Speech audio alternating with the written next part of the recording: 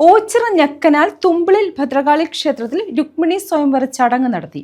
ക്ഷേത്രത്തിൽ നടന്നുവരുന്ന സപ്താഹ യജ്ഞത്തിന്റെ ഭാഗമായാണ് രുക്മിണി സ്വയംവരം നടന്നത്.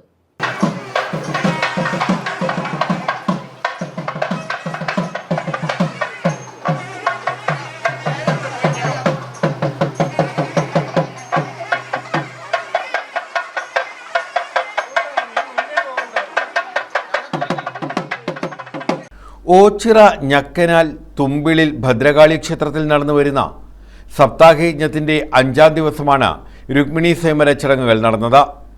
ദർശന പ്രാധാന്യത്തോടെയായിരുന്നു ചടങ്ങുകൾ.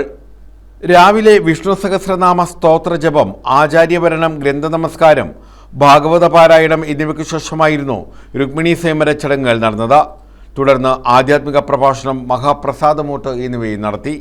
ക്ഷേത്രത്തിൽ നടന്നുവരുന്ന സപ്താഹയജ്ഞം 13-ന് സമാപിക്കും. കല്ലിമേൽ ഗംഗാധർജിയാണ് യജ്ഞാചാര്യൻ. ബിനു നാരായണ ശർമ്മ തട്ടകൂടിയാണ് യജ്ഞഹോതാബ്. ഇളമ്പൽ പ്രമോദ്, ആദിനാട് സുരേഷ്, അഭിലാഷ് ചൂർനാട് എന്നിവർ യജ്ഞ പൗരാണികരാണ്.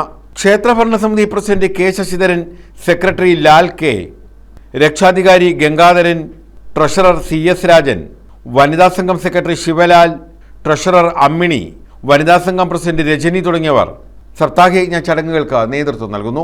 News bureau, Ochira.